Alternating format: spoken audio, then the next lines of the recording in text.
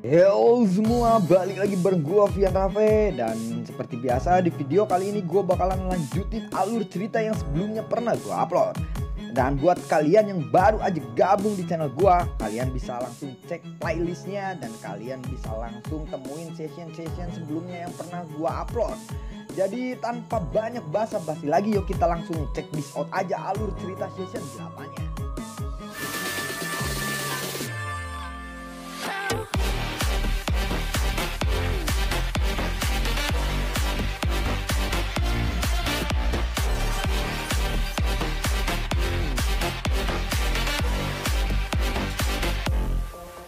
Di episode sebelumnya, Yao dan juga Feng Zhenze membiarkan Xiaoyan untuk beristirahat agar bisa memulihkan dirinya kembali.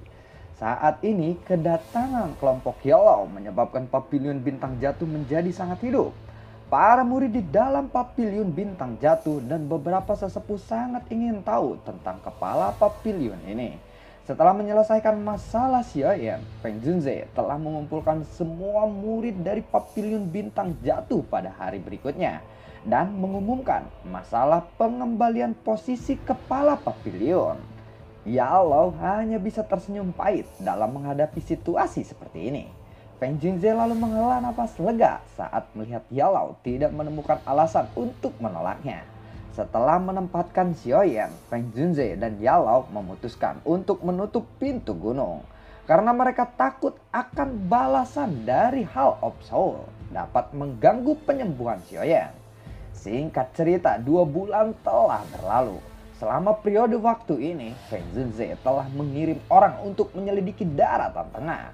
Tetapi tidak ada berita tentang aktivitas yang besar dari Hall of Soul. 1 bulan pun telah berlalu.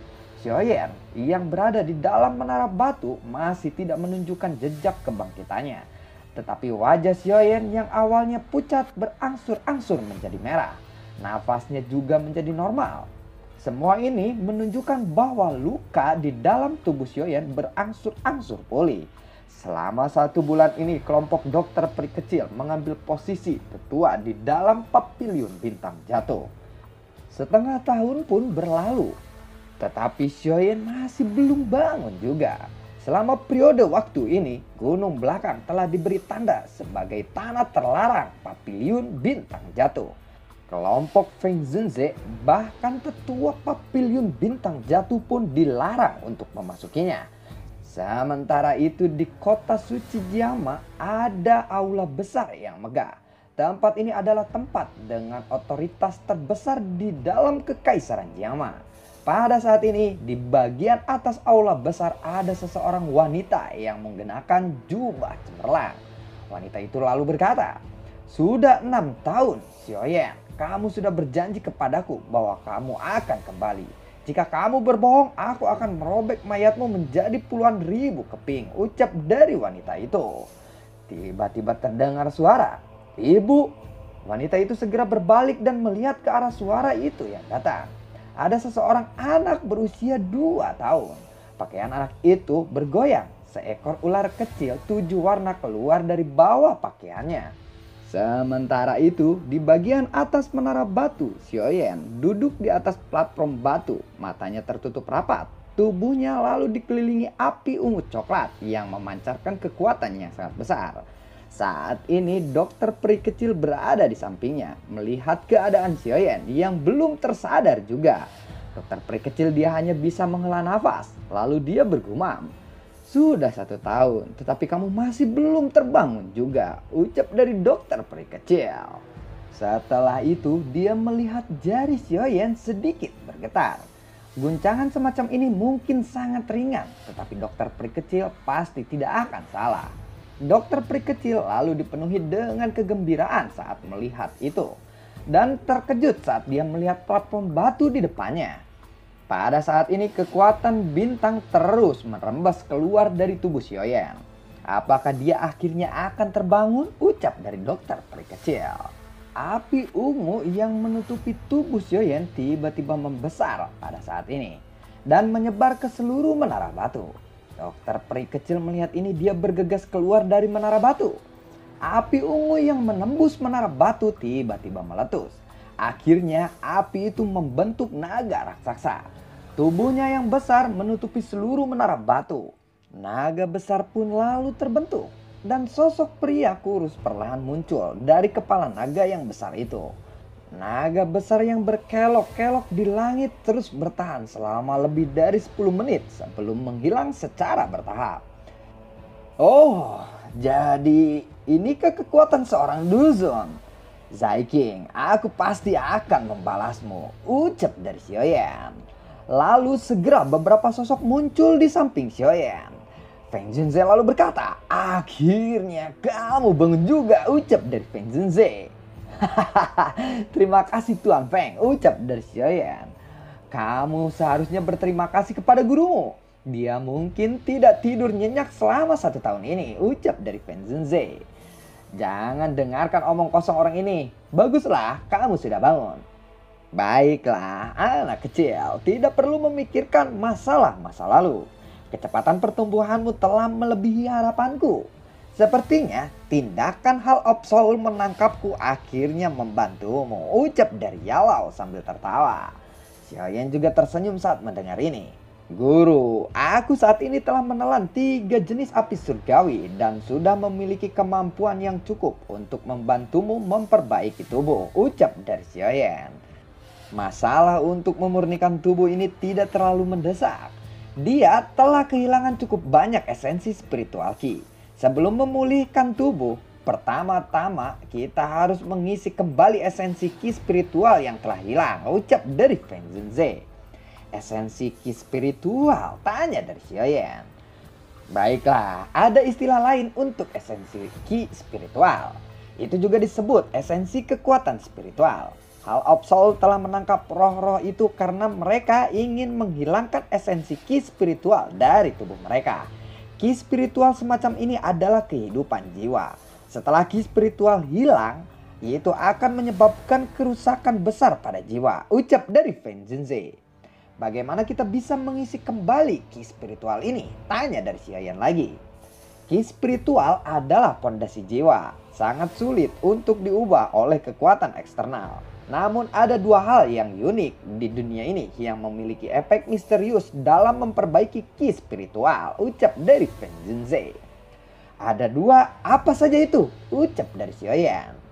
Buah bayi jiwa dan jamur surgawi naga spiritual. Selama kita bisa mendapatkan salah satu dari keduanya, kita akan bisa mengisi kembali Qi spiritual yang telah hilang dari Yao Chen.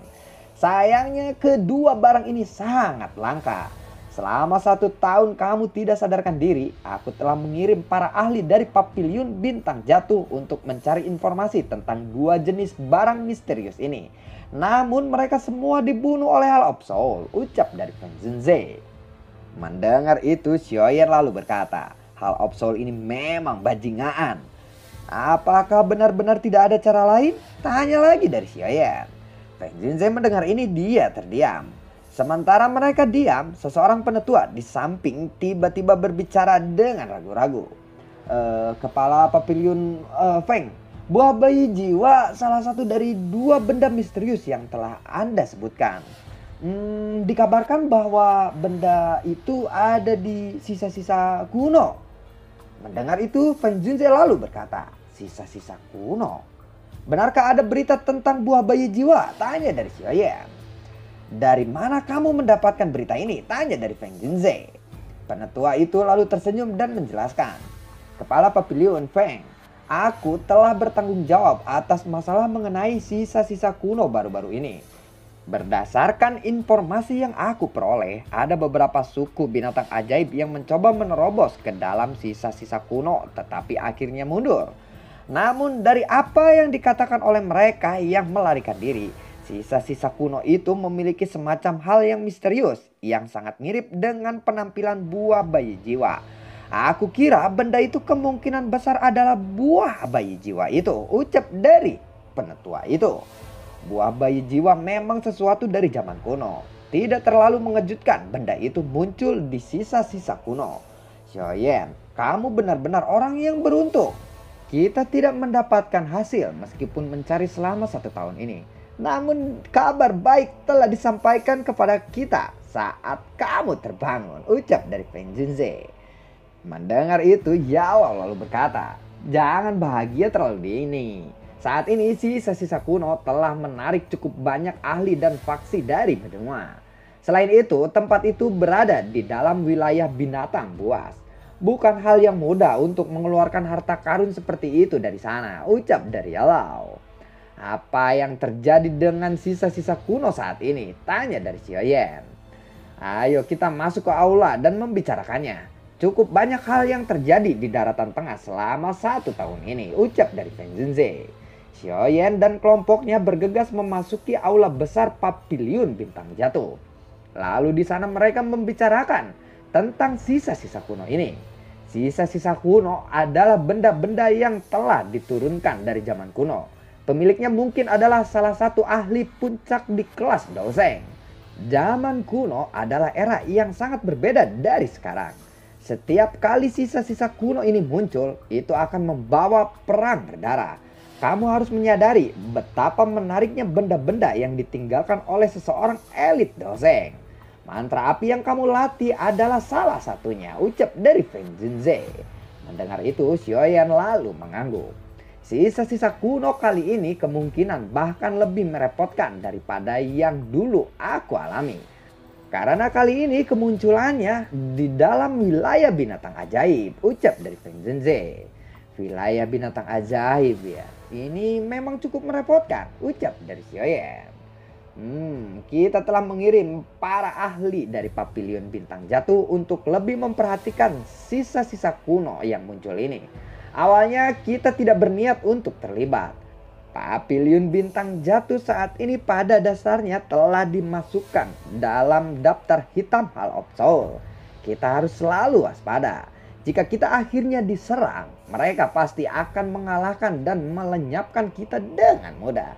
Sekarang Yao Chen belum memulihkan kekuatannya. Karena itu dia tidak bisa pergi. Tanpa bantuannya, kita tidak akan bisa melawan Hall of Soul, ucap dari Feng Junze. Mendengar itu, Xiaoyan lalu mengangguk. Aku rasa sisa-sisa kuno ini hanya bisa diserahkan kepadaku. Aku akan mencoba yang terbaik untuk membawa buah bayi jiwa kembali.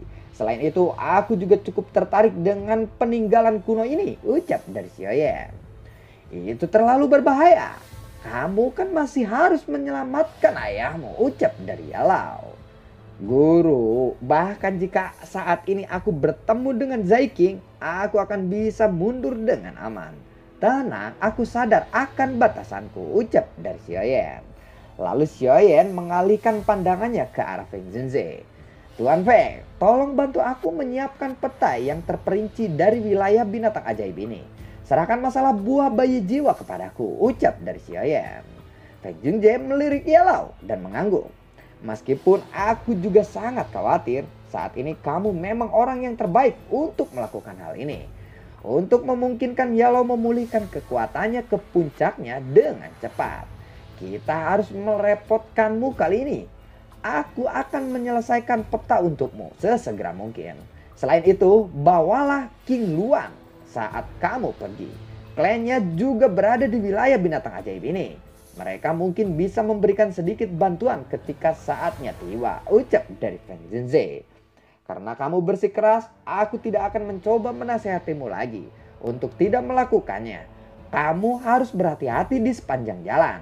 Jika kamu akhirnya bertemu dengan situasi yang berbahaya, kamu harus segera mundur. Memulihkan kekuatanku memang penting, tetapi nyawamu jauh lebih penting. Tidak mudah menemukan murid sepertimu, ucap dari Yalao. Mendengar itu, Xiaoyan mengangguk.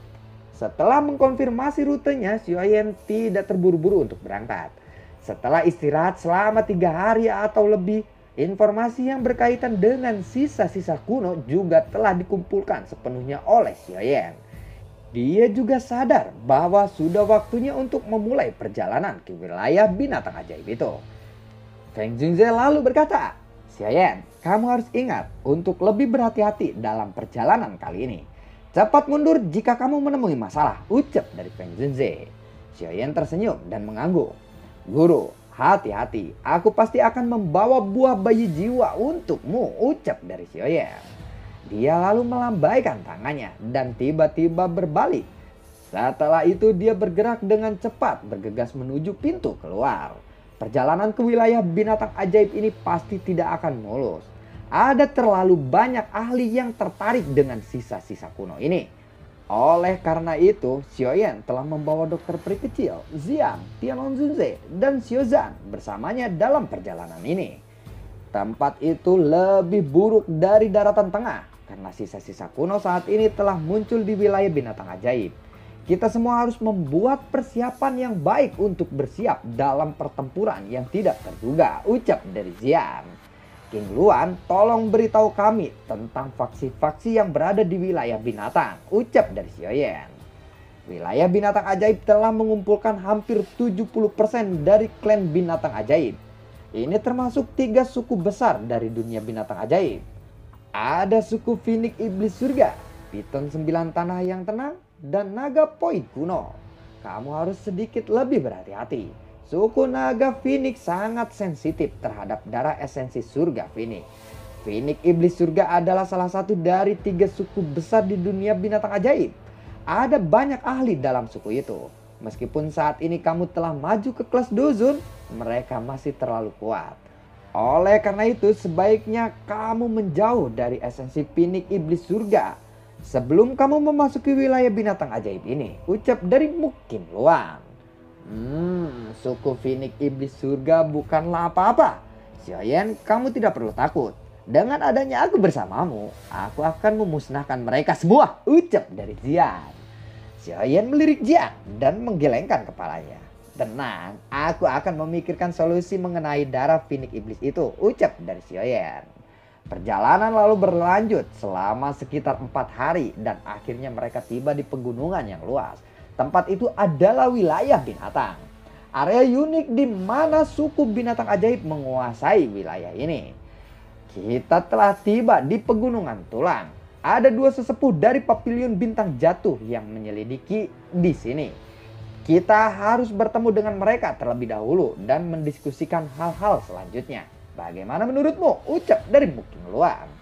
Xiaoyan lalu menjawab, baiklah kalau begitu. Sesaat kemudian ada sosok orang yang menaiki elang yang besar. Sosok itu jelas menghela nafas lega saat melihat kelompok Xiaoyan ini.